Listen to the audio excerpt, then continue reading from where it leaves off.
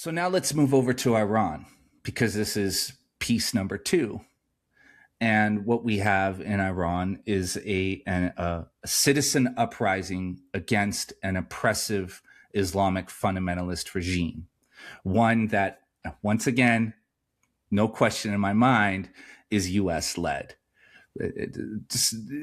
Definitely an intelligence operation. However, let's talk about Iran. Sam, what is happening there to the best of your understanding, and what is the connection to China? Yeah, I'll start with, how it developed over the past 14 days. I went to my colleague, an amazing Iranian Canadian journalist, who exposed the fact that Iran has hundreds of high-level assets in Canada, which is a whole other weakness and story.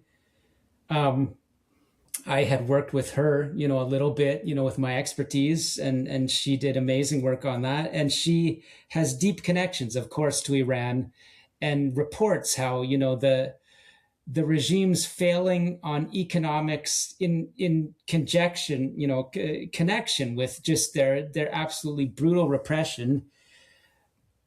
Most elements of society in Iran have had enough of it, and have had all they can take.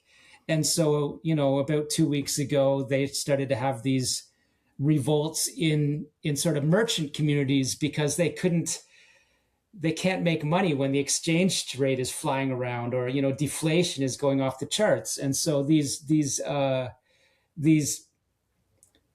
from the Iranian perspective, very much citizen led. They take a different view than you, that this is very much citizen led.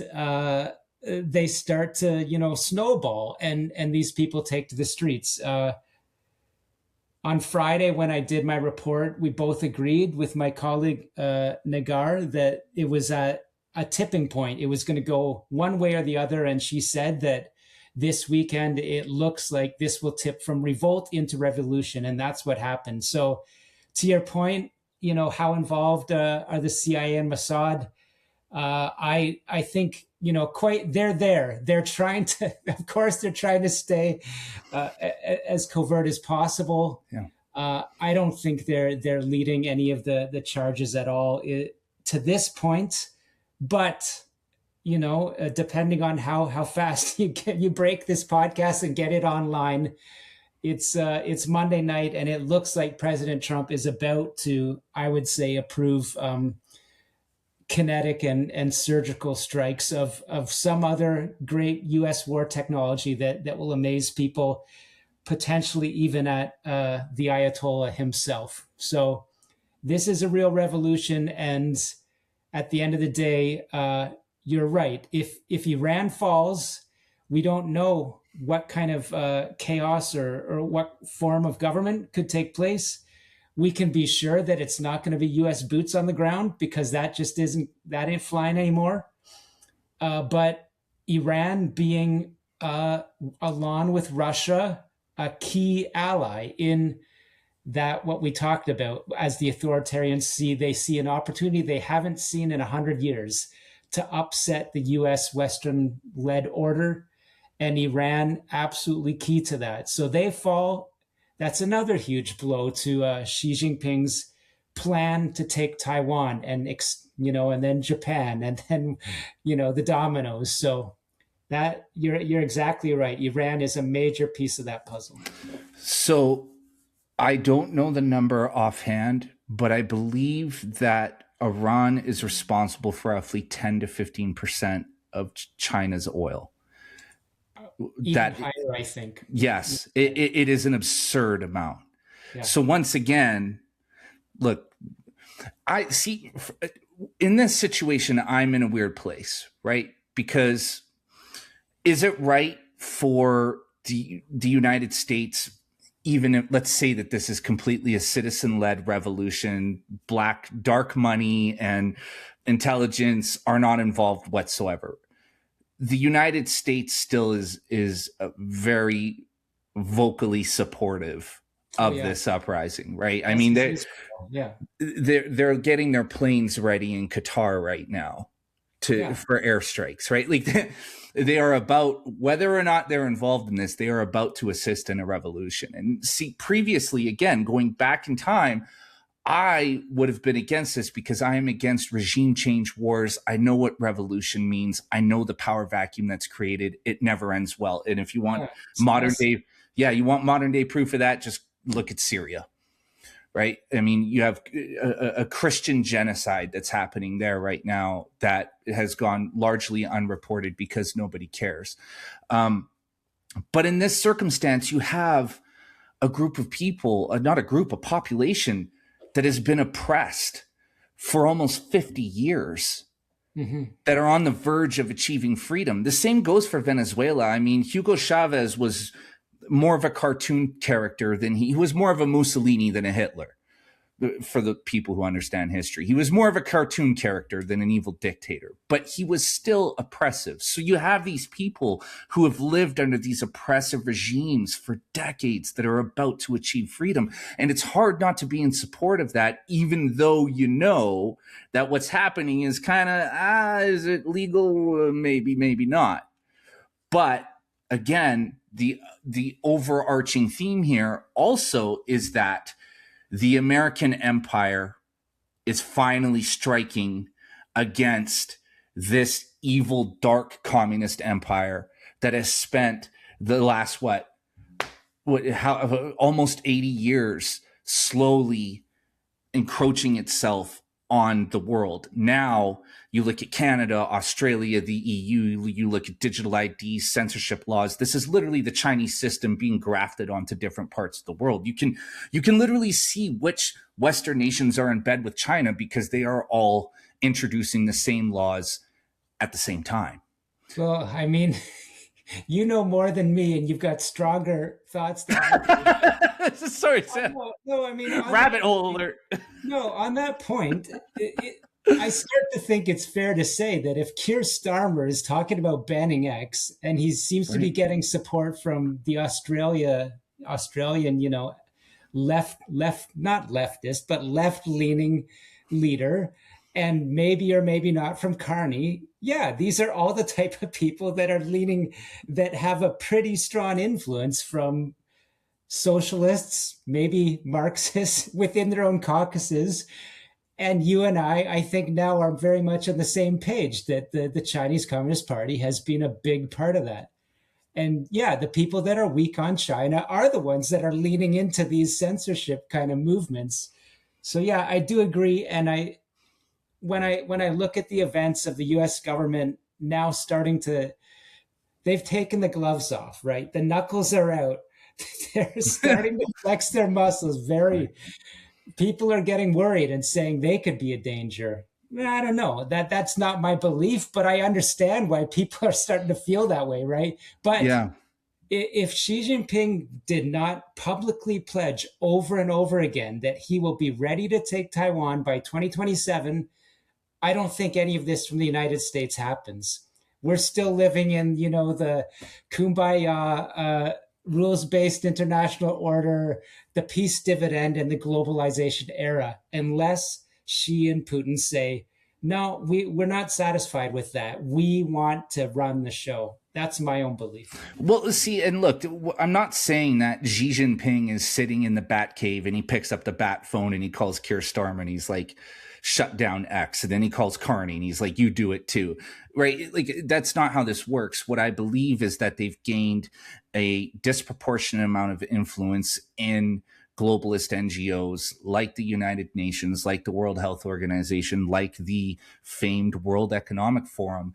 And it's through these bodies and institutions that this stuff is coming down the pike. Okay. And it just so happens that China has an obscene amount of influence within these institutions, right?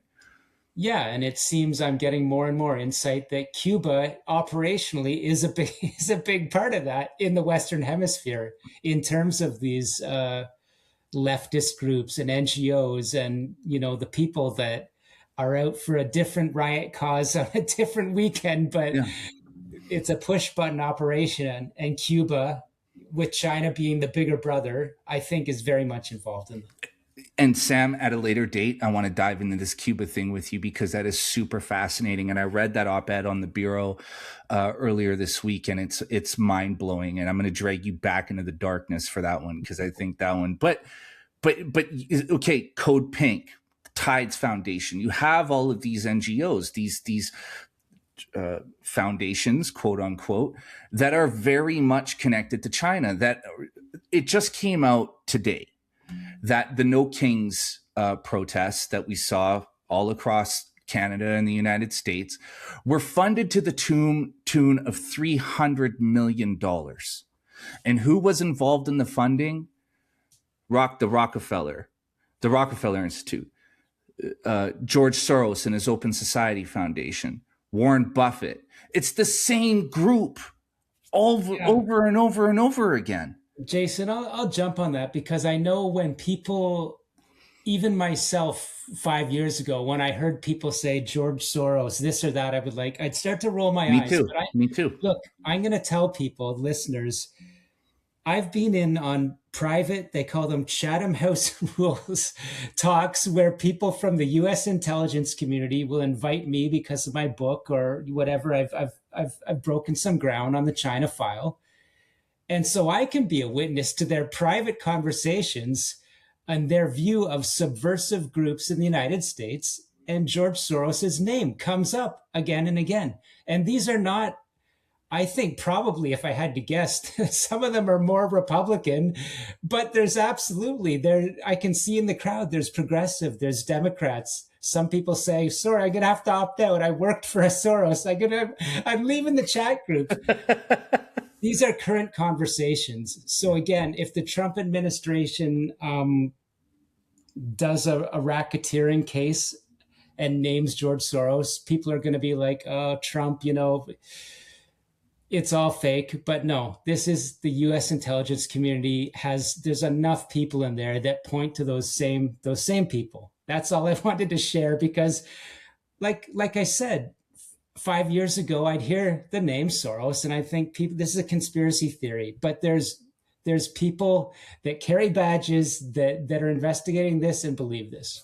Well, but that's the thing. I felt the same way. Like, I know people are just coming to get to know me over the last couple of years after I fell off the cliff post-COVID, but I was the same way for the longest time. I was like, George, like, get the fuck out of here. I don't want to hear about this. Like, let's stick to reality, right? Yeah. But what happens is, Sam, is that you follow George Soros's Open Society Foundation. You follow groups like Code Pink. You follow the Rockefeller Foundation. And then the Tides Foundation.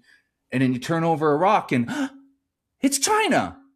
I feel like we're in this like perpetual episode of Scooby-Doo where we pull back the mask and there they are, right? China and their little brother Cuba. Yeah. In every name you mentioned there, those two will be there. Yeah. So, Sam, I know you got to run really soon here, and I don't want to drag this on forever. It's a quick episode tonight, but another important factor in the Iran on the brink of revolution, what looks like have been a revolution by the time this airs, is the Suez Canal.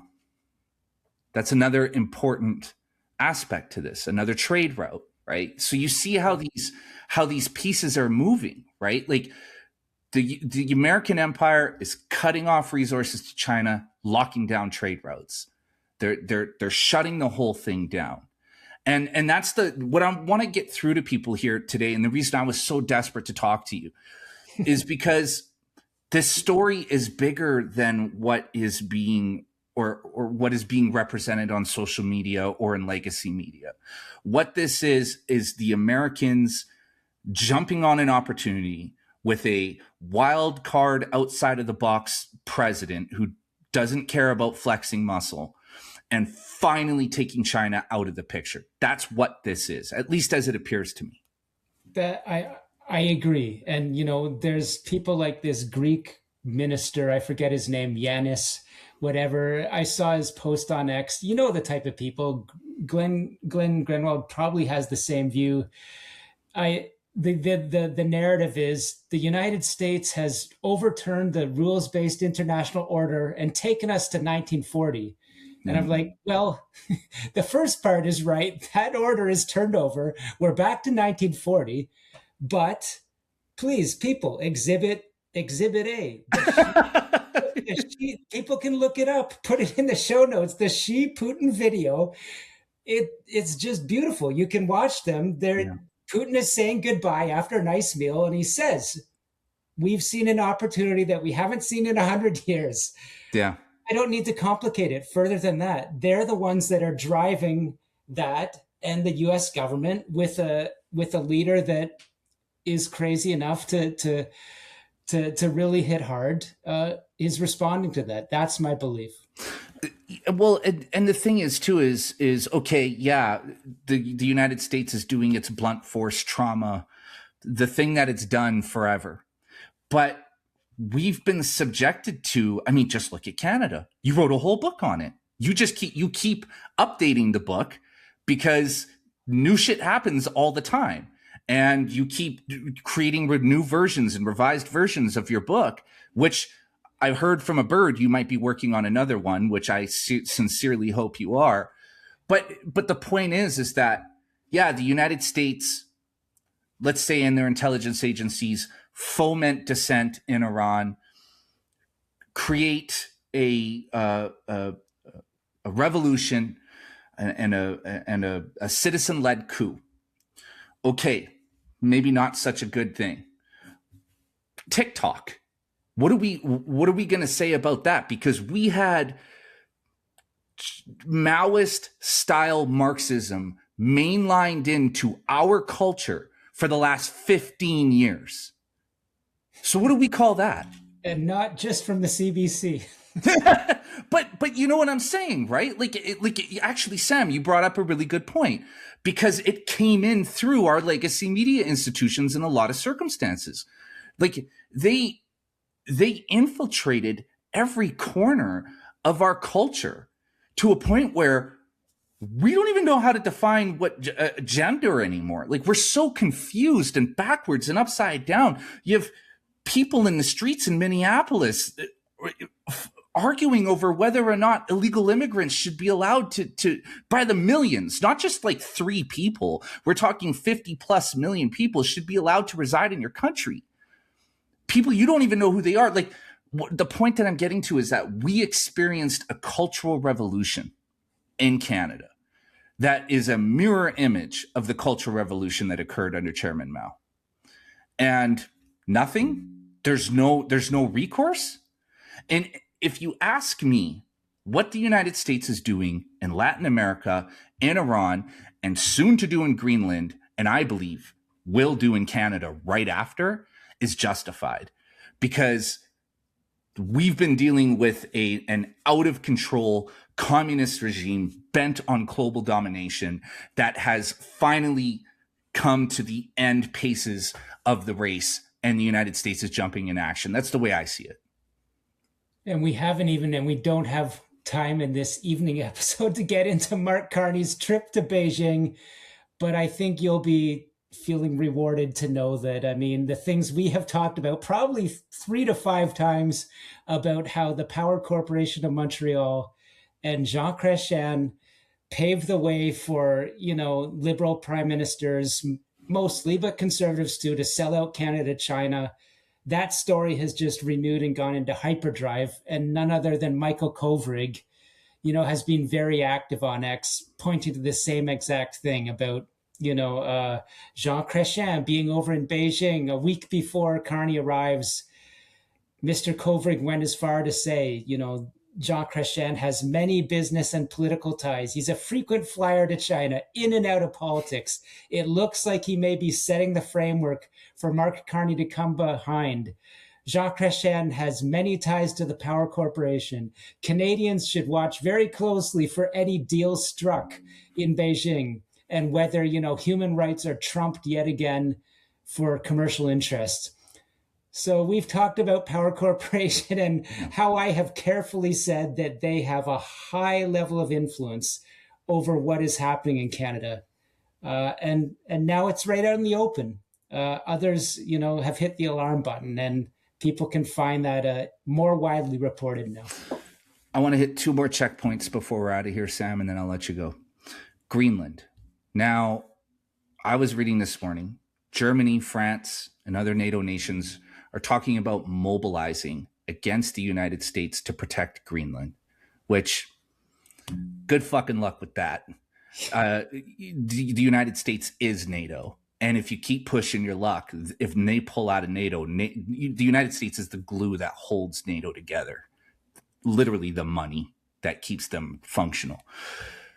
Sam, in your view, why does the U.S. want NATO? Or, Greenland?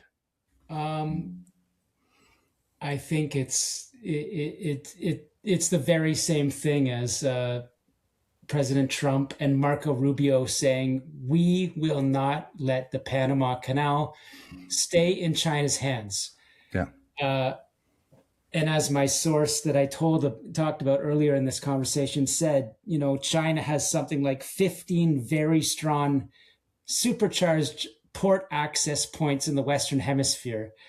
You don't have J.D. Vance going up to Greenland early in the administration unless the world is at a very, very dangerous point. So, yeah, the same thing as Panama. They're trying to control that you talked about Suez Canal, Panama Canal, same thing up in Greenland. There's choke points, which if Canada had developed as it should as a nation, we'd have very strong military outposts up there.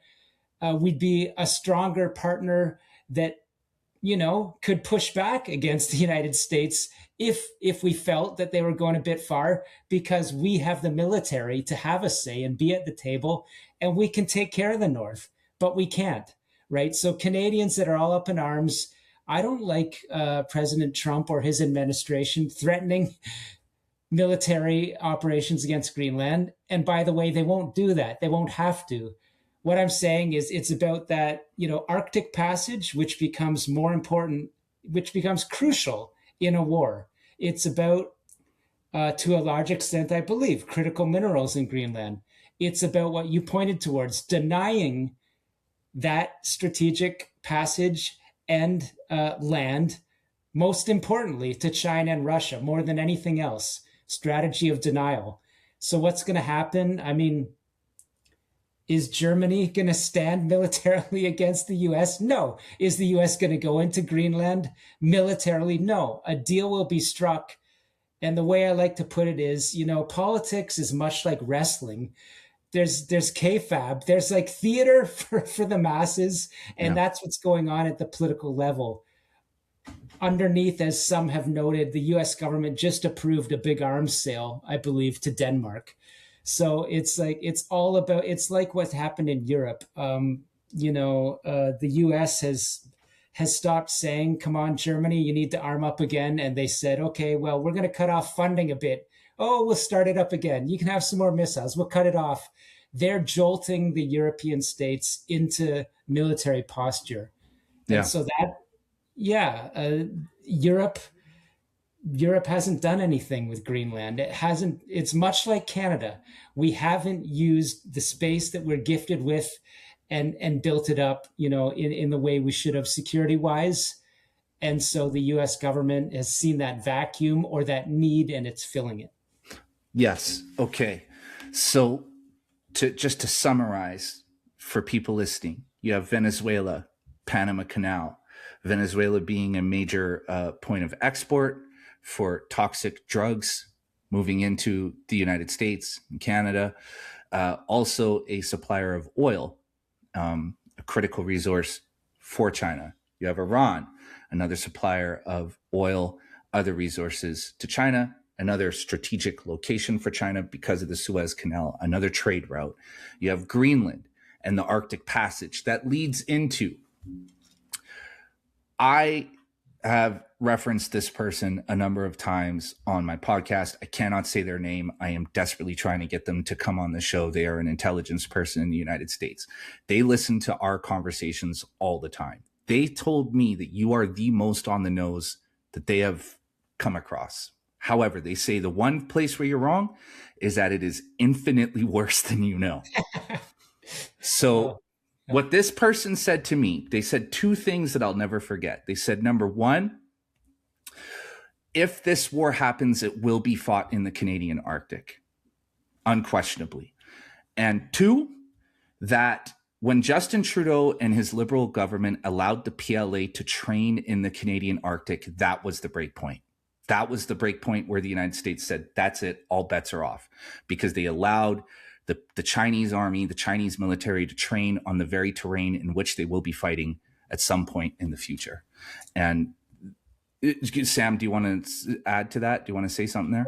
That makes a lot of sense. I hadn't heard that from the American perspective, but I had heard from friends in the Canadian military that were tied to that story, or how that information came out, that the Canadian military knows China is the enemy. They know that their bosses have been allowing China to do that, or there were Navy situations where China was still seeking access.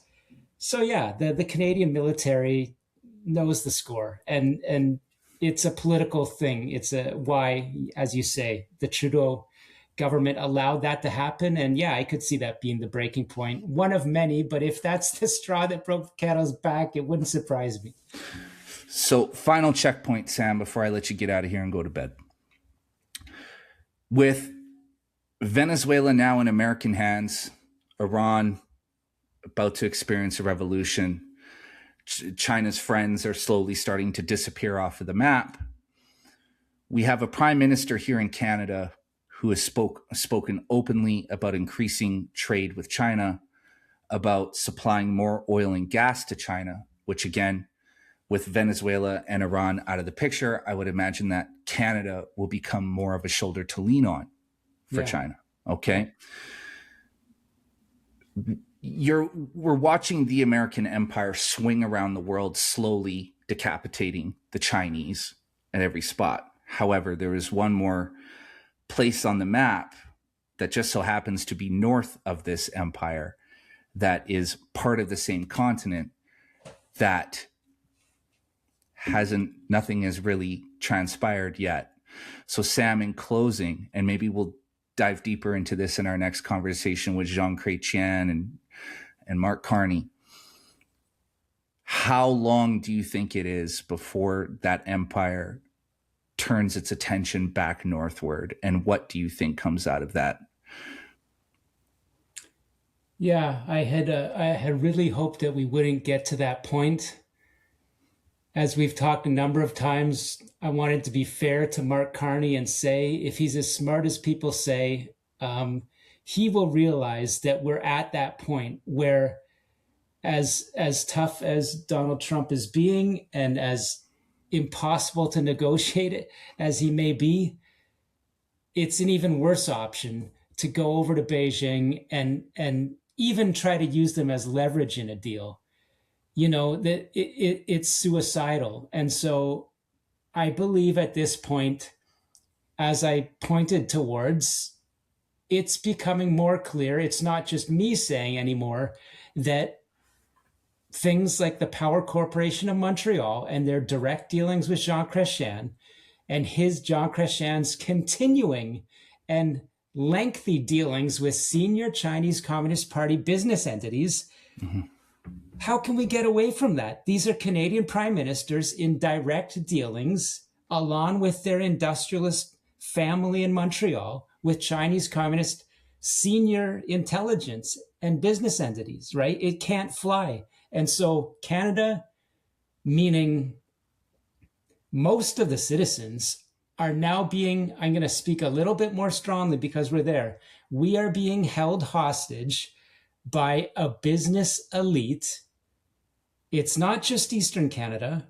The oil barons of the West have been involved in this pressure too, but mostly Eastern Canada is setting the policy for China and taking us in a suicidal direction that only benefits a mere, dozens, maybe hundreds of people in Canada. Some of the richest are going to benefit, but they won't benefit if U.S. Special Forces at some point start to target their Chinese friends in Vancouver, Montreal, and Toronto, or their Mexican friends in those cities. And that's the fire that these Canadian politicians, their lawyer friends, and their business friends are playing with right now. Because people could say that's being alarmist. I don't even think most reasonable people can see it now. But if we go kinetic in Taiwan, what's alarmist about that? Yeah. It'll be war, and the people that run the country will be in direct business dealings with the people that the US government is trying to kill. It can't get any more simple than that. So you asked me where. I really want to stay away from my crystal ball on that one, but we're at that danger